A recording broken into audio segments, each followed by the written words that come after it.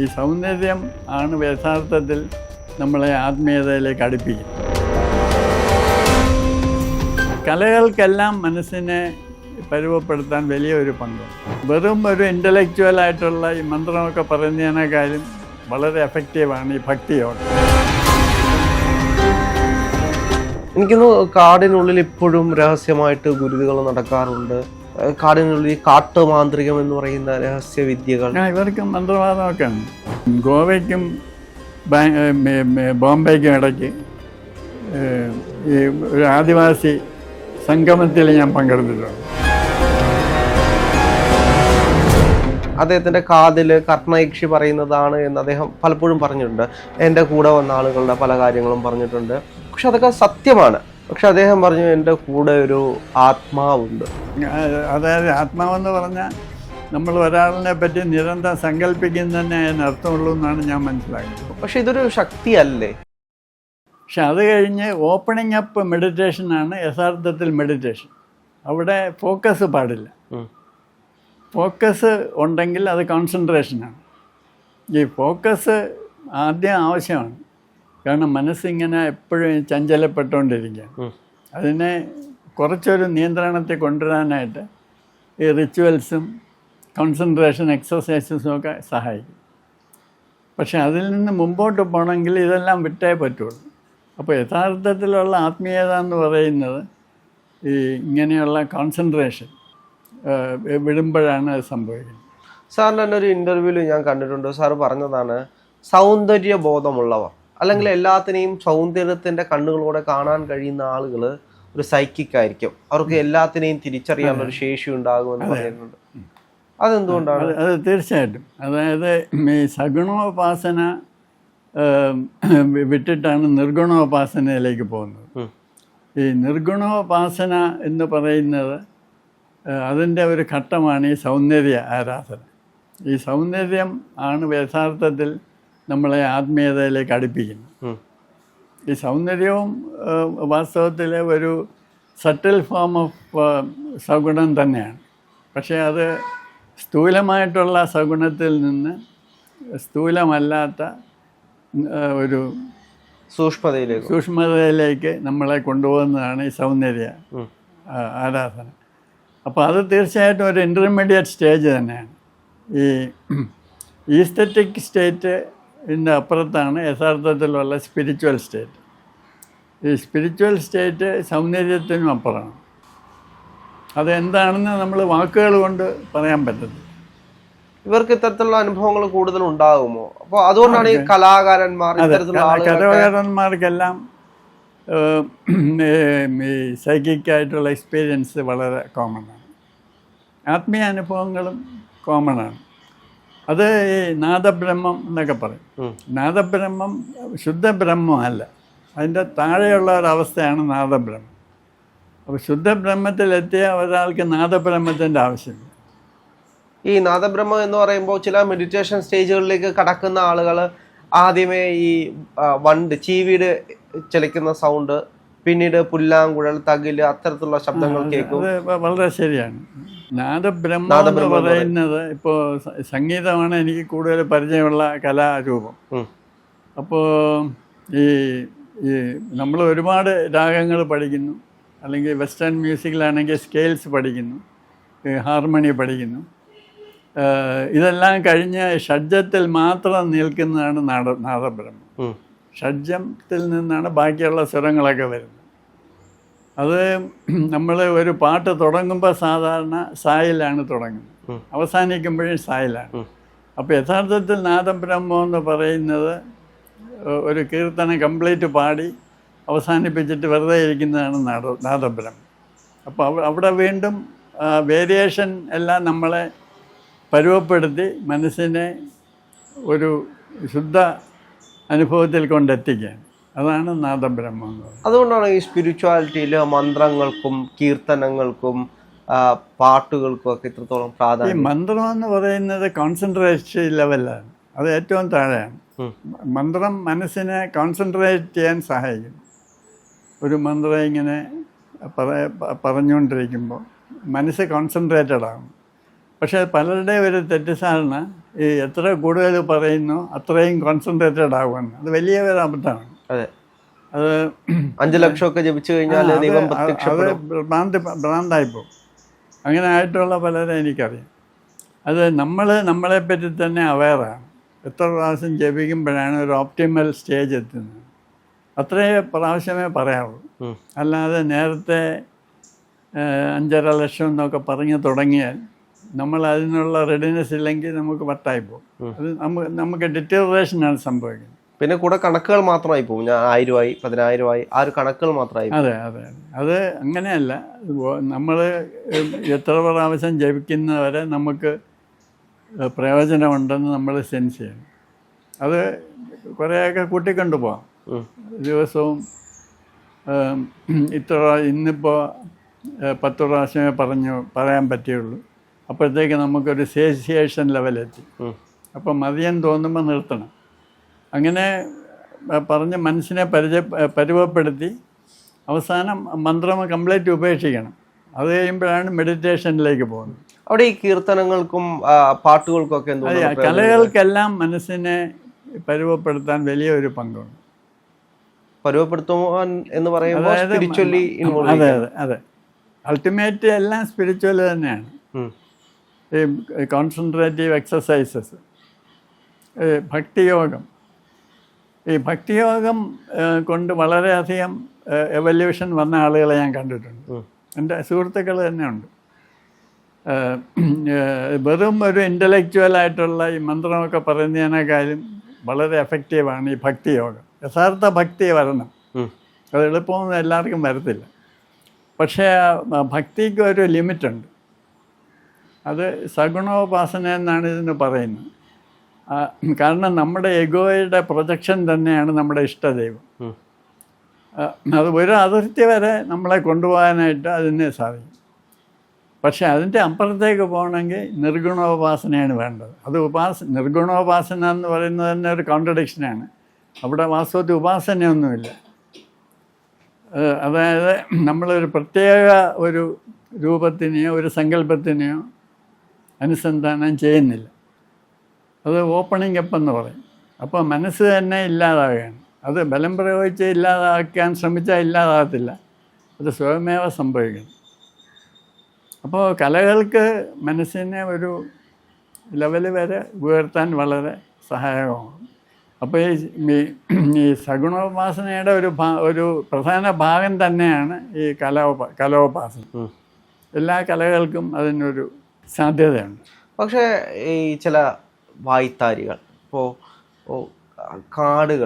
കാടുകളിൽ പൂജ ചെയ്യുന്ന ഒരുപാട് ആളുകളുണ്ട്. അത്തരത്തിൽ ഗോത്രവർഗ സംസ്കാരത്തിലൂടെ കടന്നു വരുന്ന ആളുകൾ. ഇവരുടെ ഈ റിച്വൽസ് ഇത് കേൾക്കുമ്പോഴത്തേക്കും കേൾക്കുന്ന ആളുകൾക്കൊരു വൈബ്രേഷൻ അല്ലെങ്കിൽ മറ്റൊരു ഫീൽ, എനർജി ഇത് ഉണ്ടാകുന്നത് അതിനൊരു പവർ ഉണ്ടായതുകൊണ്ടല്ലേ? അല്ലേ, താങ്കൾ 2 കാര്യങ്ങൾ പറഞ്ഞു. ഒന്ന് കാട്. ഈ കാട് എന്ന് പറയുമ്പോൾ അതിനകത്ത് 2 ഫാക്ടറുണ്ട്. ഒന്ന്, നമ്മൾ ഈ ജനങ്ങളിൽ നിന്ന് വിട്ടുപോകുന്നു. ഈ നമ്മളൊക്കെ വാസ്തവത്തിൽ ഒരു സോഷ്യൽ റിയാലിറ്റിയിലാണ്. ഇപ്പം താങ്കൾ ഒരു മകനാണ്. താങ്കളുടെ അച്ഛൻ്റെ അമ്മയുടെയും മുമ്പിൽ താങ്കൾ മകനാണ്. ഇപ്പോൾ താങ്കൾക്ക് മക്കളുണ്ടെങ്കിൽ അവരുടെ അച്ഛനാണ്. അപ്പോൾ താങ്കൾ ഒരു ചാനലിൽ വർക്ക് ചെയ്യുന്നു. ഇപ്പോൾ താങ്കൾക്കൊരു ബോസുണ്ട്. അപ്പോൾ ബോസിൻ്റെ മുമ്പിൽ താങ്കളൊരു എംപ്ലോയിയാണ്. ഇങ്ങനെ ഒരുപാട് സോഷ്യൽ റോൾസ് ആയിട്ടാണ് നമ്മൾ സ്വയം കാണുന്നത്. അപ്പോൾ നമ്മൾ വനത്തിലേക്ക് പോകുക എന്ന് പറഞ്ഞാൽ നമ്മൾ ഇതിൽ നിന്നൊക്കെ അങ്ങ് എസ്കേപ്പ് ചെയ്യണം. അപ്പോൾ താങ്കൾ നേരത്തെ ചോദിച്ചു ഹിമാലയത്തിൽ പോകുന്നതുകൊണ്ടുള്ള ഗുണം. അപ്പോൾ ഹിമാലയത്തിൽ എത്തിക്കഴിയുമ്പോൾ ഈ സോഷ്യൽ റോൾസൊക്കെ നമ്മളിൽ നിന്നങ്ങ് പോവുകയാണ്. അപ്പോൾ ഒരു വനത്തിലേക്ക് പോകുമ്പോഴും അങ്ങനെയാണ്. അപ്പോൾ നിങ്ങൾ സഹ്യപർവ്വതത്തിലേക്ക് പോകും. അപ്പോൾ സഹ്യപർവ്വതത്തിൽ എത്തിക്കഴിയുമ്പോൾ നിങ്ങൾക്ക് കുടുംബമില്ല, നിങ്ങൾക്ക് ജോലിയില്ല, നിങ്ങളൊരു റോ മനുഷ്യനാണ്. അപ്പോൾ തന്നെ നിങ്ങളുടെ മനസ്സ് ഓപ്പണിംഗ് അപ്പിന് റെഡിയായി. പിന്നെ രണ്ടാമത് നിങ്ങൾ പറയുന്നത് കാട്ടിലെ റിച്വൽസ്. അതിപ്പോൾ ഈ പഴയ കാലത്ത് കേരളത്തിലെ ഈ കാവുകൾ ആണ് ഉണ്ടായിരുന്നത്. ഈ കാവിനകത്ത് നിങ്ങൾ പോയിട്ടുണ്ടോ എന്നറിയാൻ. ഞാൻ ഒരുപാട് കാവിനകത്ത് പോയിട്ടുണ്ട്. അപ്പോൾ ഈ കാവിനകത്ത് പോകുമ്പോഴേ നേരത്തെ കാട്ടിൽ പോകുന്ന ഒരു എഫക്റ്റുണ്ട്. അപ്പോൾ നമ്മൾ പ്രകൃതിയുമായിട്ട് അങ്ങ് അലിഞ്ഞ് ചേരുകയാണ്. അപ്പോൾ നമ്മളുടെ സോഷ്യൽ റോൾസൊക്കെ നമ്മളെ വിട്ടുപോവുകയാണ്. പിന്നെ കാവിനകത്ത് ഒരു സർപ്പത്തിൻ്റെ പ്രതിഷ്ഠ ഉണ്ടായിരിക്കാം, അത് നമ്മൾ ദൈവമായിട്ട് സങ്കല്പിക്കുന്നു. അപ്പോൾ നമ്മളുടെ സോഷ്യൽ റോൾസൊക്കെ വിട്ട് കഴിയുമ്പോൾ നമ്മുടെ മനസ്സ് കുറച്ച് ഫ്രീ ആയി. അപ്പോൾ നമ്മൾ അവിടുത്തെ പ്രതിഷ്ഠയെ ദൈവത്തിൻ്റെ ഒരു സിമ്പലായിട്ട് കാണുമ്പോൾ നമ്മുടെ മനസ്സ് കുറച്ചുകൂടെ ഏകാഗ്രതപ്പെടും. അപ്പോൾ നമ്മളൊരു തിരക്ക് പിടിച്ച അമ്പലത്തിൽ പോകുന്നതിലും ഒരു എഫക്റ്റ് ഒരു കാവിനകത്ത് ഒരു പ്രതിഷ്ഠയുടെ മുമ്പിൽ നിൽക്കുമ്പോൾ നമുക്ക് കിട്ടാൻ സാധ്യതയുണ്ട്. അതുകൊണ്ടാണോ ചില ഈ നാഗാരാധനയുടെ ഭാഗമായിട്ട് കളവെഴുത്തും പാട്ടും ഒക്കെ വരുന്ന സമയത്ത് ചിലരുടെ നാഗങ്ങളെ പോലെ തന്നെ പെരുമാറുന്നതും അത് എഴയുന്നത് പോലെ? അതിലൊക്കെ കുറേ അന്ധവിശ്വാസങ്ങളൊക്കെ ഉണ്ട്. എന്നാൽ പോലും ഈ ആദിവാസികളുടെ ഈ കർമ്മങ്ങൾക്ക് കുറച്ചുകൂടെ നാച്ചുറൽനെസ് ഉണ്ട്. ഇപ്പം ഞാൻ ഒരുപാട് ട്രൈബൽസുമായിട്ട് ഇൻട്രാക്ട് ചെയ്തിട്ടുണ്ട്. അവരുടെ ഈ ദൈവക്കൊടുതി എന്നൊക്കെ പറയുന്ന അവരുടെ ആചാരങ്ങളിലൊക്കെ ഞാൻ പങ്കെടുത്തിട്ടുണ്ട്. അപ്പോൾ അത് എത്രയോ തലമുറകളായിട്ട് അവർ ചെയ്തുകൊണ്ടിരിക്കുന്ന കാര്യങ്ങളാണ്. അപ്പോൾ അത് കുറച്ച് നാച്ചുറൽ ആയിട്ട് നമുക്ക് തോന്നും. അതിനകത്ത് ഭയത്തിൻ്റെ ഒരു എലിമെൻ്റൊക്കെ കാണാം. എന്നാൽ പോലും അത് ഈ പഴയ കാലത്ത് ഈ ഒരുപാട് പേര് ഈ ആദിവാസികളെ വിളിച്ച് സർപ്പം പാട്ട് ഇങ്ങനെയുള്ളതൊക്കെ നടത്തുമായിരുന്നു. അപ്പം അവരുടെ ഈ ആരാധന ക്രമങ്ങൾക്കെല്ലാം ഒരു നൈസർഗികത ഉണ്ട്. അതുകൊണ്ടാണ് പണ്ടിങ്ങനെ ഈ ആദിവാസികളെ വിളിച്ച് ഇപ്പം കാണിക്കാരുടെ ചാറ്റ്, പണ്ട് ഒരുപാട് നായർ തറവാടുകളിൽ ഈ കാണിക്കാരെ വിളിച്ച് ചാറ്റ് നടത്തിക്കുന്നു.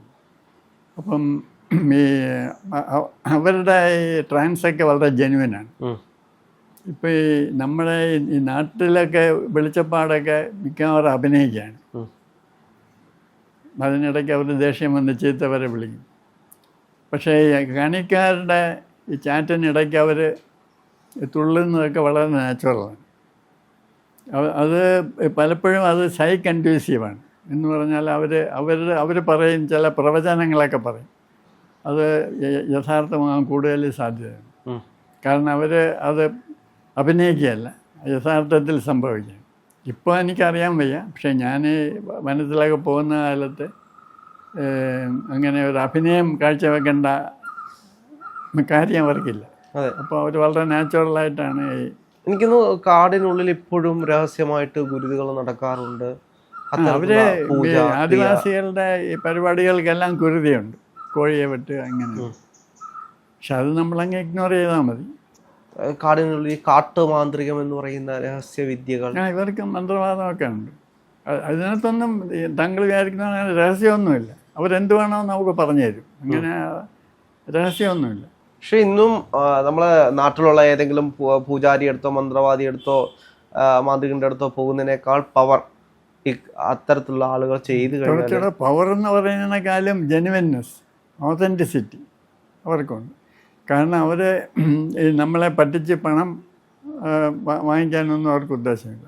പ്രത്യേകിച്ച് അവരൊന്നും ചാർജ് ചെയ്യത്തുമില്ല. നമ്മളെ ഇപ്പോൾ വലിയ ദൈവക്കൊടുതിയുടെ അന്ന് പോവുകയാണെങ്കിൽ ഈ ദൈവക്കൊടുതിയൊക്കെ കഴിഞ്ഞ് അവർ ഫലം പറയും. അപ്പം നമ്മൾ പോയി നിന്ന് അവർ നമ്മുടെ കാര്യമൊക്കെ പറയും. അതിന് നമ്മൾ കാശൊന്നും വാങ്ങിക്കത്തില്ല, അവർ ചോദിക്കത്തുമില്ല. അപ്പോൾ അതവരുടെ ഒരു ആചാരമാണ്. ഈ ഗോവയ്ക്കും ബോംബെക്കും ഇടയ്ക്ക് ഈ ഒരു ആദിവാസി സംഗമത്തിൽ ഞാൻ പങ്കെടുത്തിട്ടുണ്ട്. ആ ഗ്രൂപ്പിൻ്റെ പേര് ഞാൻ മറന്നുപോയി. അപ്പോൾ വർഷത്തിലൊരിക്കൽ ഇങ്ങനെ ഒരുപാട് സ്ഥലത്ത് നിന്ന് ആളുകൾ വരും. എല്ലാവരും ആദിവാസികളാണ്. അപ്പോൾ ഒരു മലയുടെ മുകളിൽ ഇങ്ങനെ അവർ വർഷത്തിലൊരിക്കൽ കൂടി അവരിങ്ങനെ അവരുടെ ആചാരമനുസരിച്ചുള്ള കർമ്മങ്ങളെല്ലാം കഴിഞ്ഞിട്ട് കുറച്ച് പേര് ഇതുപോലെ അനുഗ്രഹം ഉണ്ടായി ഫലം പറയും. അപ്പോൾ അവർ അടുത്ത വർഷം വരെ അടുത്ത വർഷത്തെ ഉത്സവം വരെ നടക്കുന്ന കാര്യങ്ങളൊക്കെ പറയും. ഉം. അപ്പോൾ ഇന്നൊക്കെ സംഭവിക്കും. അത് അവരുടെ കാര്യം മാത്രമല്ല, ചിലപ്പോൾ വെളിയിലുള്ള കാര്യങ്ങളുമൊക്കെ പറയും. ഇത് വളരെ രസമായിട്ട് എനിക്ക് തോന്നി. അപ്പം ഞാൻ അവിടെ ഉണ്ടായിരുന്ന കുറേ പേരോട് ചോദിച്ചപ്പോൾ പറയുന്നത് ഇങ്ങനെ പറയുന്നതൊക്കെ പലപ്പോഴും അച്ചട്ടായിരിക്കും. അത് അവർ പറയുന്ന കാര്യങ്ങൾ അതേപോലെ സംഭവിക്കും. അതിന് അവർ പൈസയൊന്നും വാങ്ങിക്കുന്നില്ല. നമ്മൾ മുമ്പ് പോയി നിന്നാൽ നമ്മുടെ കാര്യങ്ങളൊക്കെ പറയും. നമ്മുടെ കാര്യങ്ങൾ, എൻ്റെ കാര്യമൊന്നും കൃത്യമായിട്ടൊന്നും ആരും പറഞ്ഞില്ല. എന്നാൽ പോലും ഇതിനൊന്നും കാശ് വാങ്ങിക്കുന്നില്ല. അവിടെ ദക്ഷിണ ഇടപാടില്ല, ഇത് ഫ്രീ ആയിട്ടാണ്. അപ്പോൾ പൈസ വാങ്ങിക്കുന്നില്ല എന്നുള്ളത് കൊണ്ട് തന്നെ ഇതിനൊരു ജെന്യുവിൻനെസ് ഉണ്ട്. അവർക്ക് ഒരു നിർബന്ധമില്ല ഒരാളുടെ കാര്യം പറയണം. പിന്നെ ഈ ചിലർക്ക് ഇത്തരത്തിലുള്ള അതീന്ദ്ര ശക്തി ആണോ അല്ലയോ എന്ന് ഇപ്പോഴും അറിയത്തില്ല. അപ്പോൾ എനിക്കറിയാവുന്നൊരു സ്വാമിയുണ്ട്, കാന്തല്ലൂർ സ്വാമി. അദ്ദേഹത്തിന്റെ കാതില് കർണയക്ഷി പറയുന്നതാണ് എന്ന് അദ്ദേഹം പലപ്പോഴും പറഞ്ഞിട്ടുണ്ട്. എൻ്റെ കൂടെ വന്ന ആളുകളുടെ പല കാര്യങ്ങളും പറഞ്ഞിട്ടുണ്ട്. പക്ഷെ അതൊക്കെ സത്യമാണ്. അപ്പോൾ എൻ്റെ കാര്യവും പറഞ്ഞിട്ടുണ്ട്. കാര്യം എന്താണ് പറഞ്ഞത്? എൻ്റെ വീടിൻ്റെ, അതായത് എൻ്റെ വീട് നിൽക്കുന്ന ഒരു ചരിഞ്ഞ പ്രദേശത്താണ് ഞാൻ ചെന്ന്. വീട്ടിനടുത്ത് കുളമുണ്ട്. അതിനപ്പുറത്തേക്ക് തന്നെ അവിടെ ഒരു സൈഡിൽ, അതായത് ഈ വശത്ത് ഒരു മരം നിൽപ്പുണ്ട്. ഈ വശത്താണ് അപ്പൂപ്പനെ അടക്കം ചെയ്തിട്ടുള്ളത്. അതായത് എൻ്റെ അപ്പൂപ്പൻ്റെ അച്ഛൻ, അദ്ദേഹം മരണപ്പെട്ടിട്ടുള്ളതാണ്. അപ്പോൾ അദ്ദേഹത്തിന് വേണ്ടി ഇപ്പോഴും വിളക്ക് കത്തിക്കുന്നുണ്ട്. അപ്പോൾ അത് ദോഷമാണ്, അല്ലെങ്കിൽ അദ്ദേഹം ഇപ്പോഴും കൂടെയുണ്ട്, അങ്ങനെയൊക്കെ അദ്ദേഹം പറഞ്ഞു. ഞാനിപ്പോഴും അതിനെ പൂർണ്ണമായും വിശ്വസിച്ചില്ല ഞാൻ. പക്ഷേ അത് എൻ്റെ റിലേ പോയി. കുറച്ച് നേരം ഞാൻ കേട്ടിരുന്നു. കാരണം നമ്മൾ ശ്രദ്ധിക്കാത്ത നമ്മുടെ വീടിൻ്റെ അടുത്തുള്ള ഓരോ കാര്യങ്ങളും ഓരോ പോയിന്റ് വൈസ് പറയുമ്പോൾ അതെല്ലാം ശരിയായിരുന്നു. എല്ലാം ശരിയായിരുന്നു. അത് ഈ പറയുന്ന പോലെ കോയിൻസിഡൻസ് ആണോ അതോ കോയിൻസിഡൻസിനപ്പുറം എന്തെങ്കിലും ഉണ്ടായിരുന്നു? ഇപ്പൊ നിങ്ങളുടെ വീട്ടിന് ചുറ്റും തെങ്ങുണ്ട് എന്ന് പറഞ്ഞാൽ അങ്ങനെയല്ല. ഇത് ഈ വശത്ത്, അത് ഓരോ മൂലയും തിരിച്ചാണ് പറയുന്നത്. ചരിഞ്ഞ പ്രദേശമാണ്. ഇതിലെ തെക്ക് വശത്ത് ഈ വശത്ത് ഈ ഒരു മരം നിപ്പുണ്ട്. ആ മരം എന്ത് ചെയ്തു? മുറിച്ചു കളഞ്ഞോ? അല്ല, മരം മിക്കവാറും എല്ലാ വശത്തും കാണും. അല്ല, മരത്തിന് പേരുൾപ്പെടെ. എന്ത് മരമാണ്? ഒരു മാവ് ഉണ്ടായിരുന്നു, അത് മുറിച്ചു കളഞ്ഞു. മിക്കവാറും വീട്ടിലെ അതിനപ്പുറത്ത് ഈ വശത്ത് കാഞ്ഞിരം നിപ്പുണ്ട്. അത് കറക്റ്റ് സൈഡിൽ തന്നെയാണോ കാഞ്ഞിരം? അതെ. അപ്പൊ ഈ സൈഡുകളും കൃത്യമായിട്ട് പ്രിസിഷനോട് ഒരു കാര്യം പറയുമ്പോഴാണ് നമുക്ക് അത്ഭുതം വരുന്നത്. ഏകദേശ ധാരണ വെച്ച് പറയുകയാണെങ്കിൽ നമുക്കറിയാം ഇത് എല്ലാവരുടെയും വീട്ടിനടുത്തുള്ള കാര്യങ്ങളാണ്, അല്ലെങ്കിൽ സാധാരണ എല്ലാവരും അടുത്തെല്ലാം ഇത്തരത്തിലുള്ള കാര്യങ്ങൾ കാണും. അല്ലെങ്കിൽ ഒരാളോട് സംസാരിക്കുമ്പോൾ അദ്ദേഹം പറഞ്ഞു വെച്ചിട്ടുള്ളതെല്ലാം. ഞാൻ പക്ഷെ അദ്ദേഹത്തിന് ഒന്നും സംസാരിച്ചിട്ടില്ല. ആദ്യമായിട്ടാണ് കാണുന്നത്. എന്നെയും അദ്ദേഹം ആദ്യമായിട്ടാണ് കാണുന്നത്. പക്ഷേ എല്ലാ കാര്യങ്ങളും ഇതേപോലെ പറഞ്ഞു. അതേപോലെ തന്നെ അടുത്ത ദിവസങ്ങളിൽ പിന്നീട് ഇന്റർവ്യൂ പോയപ്പോൾ കൂടെ വന്നിട്ടുള്ള ഒരുപാട് പേരുടെ കാര്യങ്ങൾ അതെല്ലാം സത്യമാണ്. പിന്നെ ഈ ഫലം പറയുക എന്ന് പറയുന്നത് ഒരുപാട് രൂപത്തിലുണ്ട്. ഇപ്പോൾ അസ്ട്രോളജേഴ്സ് ഉണ്ട്, പാമിസ്ട്രി ഉണ്ട്, പിന്നെ അനുഗ്രഹിച്ച് ഫലം പറയുന്നുണ്ട്, വെളിച്ചപ്പാടുകൾ ഉണ്ട്, പിന്നെ ഈ സന്യാസികളുണ്ട്. അപ്പോൾ ഇതിനെപ്പറ്റിയൊക്കെ ഞാൻ ഒരുപാട് പഠനം നടത്തിയാണ്. ഇതിൽ നിന്നൊക്കെ ഞാൻ മനസ്സിലാക്കിയ ഒരു കാര്യം, ഇത് ഏത് സെറ്റപ്പ് ആയാലും ശരി, ചിലപ്പോൾ നാഡീ ജ്യോത്സ്യമായിരിക്കും, ഈ ഏട് വായിക്കുക എന്നത്. പക്ഷേ ഇതിനകത്തൊക്കെ ഒരു കോമൺ ഫാക്ടറി ഞാൻ കാണുന്നത്, ഈ നമ്മൾ പൂർണ്ണമായിട്ട് വിശ്വസിച്ച് പോയെങ്കിൽ എന്തെങ്കിലും കറക്റ്റായിട്ട് കിട്ടുള്ളൂ. കാരണം ഈ നമ്മളും ഈ ഫലം പറയുന്ന ആളും, അത് ഏത് സെറ്റപ്പ് ആയാലും ശരി, അതിപ്പോൾ ഒരു സൈക്കോളജിക്കൽ കൗൺസിലിങ്ങിന് പോയാലും ഇത് തന്നെയാണ് സംഭവിക്കുന്നത്. ഈ ഫലം പറയുന്ന ആളും അല്ലെങ്കിൽ കൗൺസിലറും കൗൺസിലിങ്ങിന് പോകുന്ന ആളും തമ്മിൽ ഒരു പ്രത്യേക രീതിയിലുള്ള ഒരു മെൻ്റൽ റാപ്പോ ഉണ്ടായാൽ മാത്രമേ എന്തെങ്കിലും ഇതുപോലെ സംഭവിക്കും. ഞാൻ ഇത്തരത്തിൽ ഒരുപാട് പേരുടെ ഇന്റർവ്യൂ എടുക്കുന്നതാണ്. ഞാൻ ആരെയും വിശ്വസിച്ചിട്ടില്ല. കാരണം ഞാൻ ഒരാൾ ശക്തിയുണ്ട് അല്ലെങ്കിൽ പവറുണ്ട് എന്ന് പറയുമ്പോൾ ഞാൻ അവരോട് ചോദിക്കും, പവർ കാണിച്ചു തരാമോ? അല്ലെങ്കിൽ ചിലരൊന്നും കാണിക്കത്തില്ല, അതൊന്നും കാണിച്ചു തരാൻ പറ്റില്ല എന്ന് പറഞ്ഞ് ഒഴിഞ്ഞു പോകുന്നുണ്ട്. അതാണ് ഞാൻ പറഞ്ഞു വരുന്ന പോയിന്റ്. ഈ ഫലം പറയുന്ന ആളുടെ പവറാണെന്ന് നമ്മൾ തെറ്റിദ്ധരിക്കുകയാണ്. വാസ്തവത്തിൽ ഫലം അറിയാൻ പോകുന്നവർക്കാണ് പവർ വേണ്ടത്. അതായത് അവർക്ക് ഓപ്പൺ അപ്പ് ചെയ്യാനുള്ള പവർ വേണം. ഇപ്പോൾ ഒരു പവറും ഇല്ലാത്ത ഒരാൾ പോലും കറക്റ്റായിട്ട് ഫലം പറഞ്ഞെന്ന് വരും. ഫലം അറിയാൻ പോകുന്ന ആൾക്ക് പവറുണ്ടെങ്കിൽ അയാളുടെ കാര്യങ്ങൾ മറ്റേ ആളുകൾ കൂടെ വരികയാണ് ചെയ്യുന്നത്. അപ്പോൾ രാഹുൽ ഇങ്ങനെ ഒരു ആളിനെ കാണാൻ പോയപ്പോൾ അത് കറക്റ്റായിട്ട് രാഹുലിൻ്റെ കാര്യങ്ങൾ ഇങ്ങോട്ട് പറഞ്ഞെങ്കിൽ അത് രാഹുലിൻ്റെ പവറാണ് കൂടുതലും. അത് 75% രാഹുലിൻ്റെ പവറും 25% മാത്രമേ മറ്റേ ആളുടെ പവറും അവിടെ വർക്ക് ചെയ്യുന്നു. അപ്പോൾ ഫലം അറിയാൻ പോകുന്ന ആളുടെ പവറും വളരെ ഇമ്പോർട്ടൻ്റാണ്. എങ്കിലേ ആ കണക്ഷൻ കിട്ടുള്ളൂ, എങ്കിലേ അയാളിൽ കൂടെ കറക്റ്റായിട്ടുള്ള ഫലം വെളിയെ വരുള്ളൂ. പക്ഷെ അദ്ദേഹം പറഞ്ഞു എൻ്റെ കൂടെ ഒരു ആത്മാവുണ്ട്. അല്ല, അതൊക്കെ വെറുതെ അടിക്കുന്നതാണ്. അതായത് ആത്മാവെന്ന് പറഞ്ഞാൽ നമ്മൾ ഒരാളിനെ പറ്റി നിരന്തരം സങ്കല്പിക്കുന്നതന്നെ അതിന് അർത്ഥമുള്ളൂ എന്നാണ് ഞാൻ മനസ്സിലാക്കുന്നത്. അതായത് അദ്ദേഹം പറയുന്നത് ഇപ്പോൾ എൻ്റെ അപ്പൂപ്പൻ്റെ അച്ഛൻ മരണപ്പെട്ടതാണ്, അപ്പോൾ അദ്ദേഹത്തിന് വേണ്ടിയിട്ടായിരുന്നു പണ്ട് തൊട്ട് അപ്പൂപ്പൻ്റെ കാലം തൊട്ട് വിളക്ക് വെച്ച് വരുന്നത്. അദ്ദേഹത്തിന് ആത്മാവ് എൻ്റെ കൂടെ ഉണ്ട് എന്നാണ് അദ്ദേഹം പറഞ്ഞത്. അപ്പോൾ രാഹുലിൻ്റെ മനസ്സിൽ അപ്പൂപ്പൻ്റെ അച്ഛൻ്റെ ഒരു സങ്കല്പം വളരെ ശക്തിയായിട്ടുണ്ടെന്ന് വിചാരിച്ചാൽ മതി. അതായിരിക്കും അദ്ദേഹം സെൻസ് ചെയ്തത് എന്നാണ് എനിക്ക് തോന്നുന്നത്. അല്ല, ചില ജ്യോതിഷന്മാരുടെ അടുത്ത് പോകുമ്പോൾ ഇതേപോലെ പിതൃദോഷമുണ്ട് അങ്ങനെ പറയാറുണ്ട്. അല്ല, ഇതൊക്കെ സാധാരണ എല്ലാവരോടും പറയുന്ന കാര്യങ്ങളാണ്. അതിന് ഇന്ന പരിഹാരക്രിയ ചെയ്യണം, ഇന്ന മന്ത്രവാദിയെ കൊണ്ട് തന്നെ ചെയ്യിക്കണം എന്നൊക്കെ, ഇതൊക്കെ സ്ഥിരം ഡയലോഗുകളാണ്. പക്ഷേ ഇതിന് അപ്പുറത്തേക്ക് അദ്ദേഹം ഒന്നും പറഞ്ഞതുമില്ല. ഞാൻ ചോദിച്ചു, പക്ഷെ അദ്ദേഹം പിന്നീടൊന്നും പറഞ്ഞതുമില്ല. അല്ല, പിന്നെ ഒന്നും ചോദിച്ചില്ല, അതുകൊണ്ട് പറഞ്ഞില്ല. അല്ല, ഇതേപോലെ മറ്റൊരാളും എന്നോട് ഏകദേശം ഒരു വട്ടം ഇതേപോലെ സൂചിപ്പിച്ചു. അതായത് ഇപ്പം നമ്മൾ ആരെ കാണാൻ പോയാലും നമ്മളും അയാളുമായിട്ട് ഒരു റാപ്പോ ഫോം ചെയ്ത് കഴിഞ്ഞാൽ നമ്മളുടെ മനസ്സിൽ എന്തൊക്കെ ഉണ്ടോ അതൊക്കെയാണ് അവരിങ്ങോട്ട് പറയുന്നത്. ഇപ്പം രാഹുൽ ആരെ കാണാൻ പോയാലും രാഹുൽ എലിസിറ്റ് ചെയ്യുന്ന കാര്യങ്ങളാണ് അവരിൽ കൂടെയൊക്കെ വരുന്നത്. അപ്പോൾ അതൊക്കെ ഒന്ന് തന്നെയാണ്, കാരണം അതൊക്കെയാണ് രാഹുലിൻ്റെ മനസ്സിലുള്ളത്.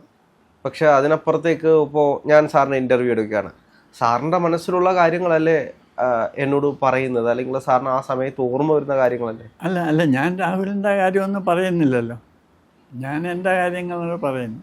അപ്പോൾ ഫലം അറിയാനായിട്ട് രാഹുൽ ആരെങ്കിലും കാണാൻ പോകുമ്പോൾ. പക്ഷെ ഇതൊരു ശക്തിയല്ലേ, അത്ഭുത ശക്തിയല്ലേ? അതെ, അത് രാഹുലിൻ്റെ ശക്തിയാണ്. അതുകൊണ്ടാണ് രാഹുൽ ആരെ കാണാൻ പോയാലും ഒരേ കാര്യങ്ങൾ കേൾക്കുന്നത്. ഇപ്പോൾ രാഹുൽ അതൊക്കെ അവരുടെ മനസ്സിലേക്ക് പ്രൊജക്റ്റ് ചെയ്യുന്നതാണ്. പക്ഷെ ഇപ്പോൾ നമ്മൾ തമ്മിലുള്ള കഴിഞ്ഞൊരു ഇൻ്റർവ്യൂ, ആ ഇൻ്റർവ്യൂവിൽ അങ്ങ് തന്നെയാണ് പറഞ്ഞത് ഒരു യുദ്ധവിമാനം പൊട്ടിത്തകരുമെന്ന് എന്നോടൊരു സൈക്കിക്ക് പറഞ്ഞിട്ടുണ്ട്. പക്ഷെ നമ്മളത് ആ വീഡിയോ അപ്ലോഡ് ചെയ്തൊരു 10 ദിവസത്തിനുള്ളിൽ യുദ്ധവിമാനം തകർന്നു. അതൊരു അത്ഭുത ശക്തിയല്ലേ ഇപ്പം നേരത്തെ മുൻകൂട്ടി കാണാൻ കഴിയുന്നത്? അത് ഒരു സൈക്കിക്ക് മെഡിറ്റേഷനിലിരുന്നപ്പോൾ അയാൾ കണ്ട ഒരു കാഴ്ചയാണ്. അപ്പം അയാൾ സാധാരണ എന്നോട് പറയാറുണ്ട്, ഞാൻ ഇന്ന സ്വപ്നം കണ്ടു, അല്ലെങ്കിൽ എനിക്ക് ഇന്ന ഒരു വെളിപാടുണ്ടായി, അത് നടന്നു. അപ്പോൾ ഞാൻ പറഞ്ഞു, ഇത് താങ്കളെപ്പോഴും ഈ നടന്നതിന് ശേഷമാണ് എന്നോട് പറയുന്നത്, നടക്കുന്നതിന് മുമ്പ് പറഞ്ഞെങ്കിൽ അതിന് എന്തെങ്കിലും പ്രസക്തിയുള്ളൂ. അപ്പോൾ ഇനി അടുത്ത പ്രാവശ്യം എന്തെങ്കിലും ഇതുപോലെ നടക്കുമെന്ന് തോന്നുകയാണെങ്കിൽ നടക്കുന്നതിന് മുമ്പേ എന്നോട് പറയണം. അങ്ങനെയാണ് അദ്ദേഹം എന്നോട് ഈ യുദ്ധവിമാനം തകർന്ന കാര്യം പറഞ്ഞത്. അത് നടക്കുന്നതിന് മുമ്പ് രാഹുൽ എന്നെ കാണാൻ വന്നുകൊണ്ട് ഞാനത് പറഞ്ഞു. അതിന് ശേഷവും അദ്ദേഹം എന്നോട് ചില സംഗതികൾ പറഞ്ഞു. പക്ഷെ അതൊക്കെ നടന്നതിന് ശേഷമാണ് പറയുന്നത്. അതെന്തായിരുന്നു? അല്ല, അത് പലതും. അങ്ങനെയൊക്കെ ഒരു ചെറിയ ആക്സിഡൻ്റ് ഉണ്ടായി, അത് പിറ്റേ ദിവസം നടന്നു. പക്ഷെ ഇതൊക്കെ അദ്ദേഹം വെറുതെ പറയുന്നതാണോ എന്ന് നമുക്ക് തിരിച്ചറിയാൻ മാർഗമല്ല. പിന്നീട് അദ്ദേഹം ഇത്തരത്തിലുള്ള എന്തെങ്കിലും കാര്യങ്ങൾ അല്ല, ഇപ്പോൾ ഒന്നും ഇനിയും നടക്കാൻ പോകുന്ന, ഇതുവരെ നടന്നിട്ടില്ലാത്തൊന്നും പറഞ്ഞതായിട്ട് ഇതുവരെ ഇല്ല. ഇനി അങ്ങനെ എന്തെങ്കിലും പറയുകയാണെങ്കിൽ ഞാൻ രാഹുലിനെ അറിയിക്കാം. സാർ, അപ്പോൾ ഇത്തരത്തിലുള്ള അത്ഭുതങ്ങൾ പലപ്പോഴും നടക്കാറുണ്ട്. ഇതിനെ ഞങ്ങളെപ്പോലുള്ള സാധാരണക്കാർ അത്ഭുതം എന്നാണ് പറയാറുള്ളത്. അപ്പോൾ അങ്ങ് പറയുന്നത്? ഞാനും ഒരു സാധാരണക്കാരൻ തന്നെയാണ്. അല്ല, അങ്ങ് ഇതിനെപ്പറ്റി ഒരുപാട് പഠിച്ചിട്ടുണ്ടായതുകൊണ്ടും അറിവുണ്ടായതുകൊണ്ടും. പക്ഷേ സാർ ഇതിനെ മറ്റൊരു തലത്തിലാണ് വീക്ഷിക്കുന്നതാണെങ്കിലും നോക്കിക്കാണുന്നുണ്ട്. പക്ഷേ ഇപ്പോൾ ഞാനത് കാണുമ്പോൾ എനിക്കതൊരു അത്ഭുതമാണ്, അല്ലെങ്കിൽ നമ്മൾ ഇത്രയും നാളും കണ്ടിട്ടില്ലാത്ത മറ്റൊരു തരത്തിലാണ് ഇതിനെ കാണുന്നത്. ഇപ്പോൾ സാറിൻ്റെ ജീവിതത്തിൽ ഹിമാലയത്തിൽ പോയിട്ടുള്ള അനുഭവങ്ങൾ പറഞ്ഞു, അതെല്ലാം സാർ മറ്റൊരു തലത്തിലാണ്. പക്ഷേ ഞാനാണ് അവിടേക്ക് യാത്ര ചെയ്യുന്നതെങ്കിൽ അതെനിക്കൊരു മറ്റൊരു ഫീലായിരുന്നു എനിക്ക് തന്നത്, അല്ലെങ്കിൽ ഒരു ക്യൂരിയോസിറ്റി ആയിരുന്നു തന്നത്. കാരണം നമ്മളത് അനുഭവിക്കാത്തൊരു തലങ്ങളായതുകൊണ്ട്. അപ്പോൾ എന്തു തന്നെയാണെങ്കിലും ഒരുപാട് നന്ദിയുണ്ട്. നമുക്ക് ഇനിയും അടുത്ത എപ്പിസോഡുകളുമായിട്ട് വീണ്ടും ഇരിക്കാം. Thank you.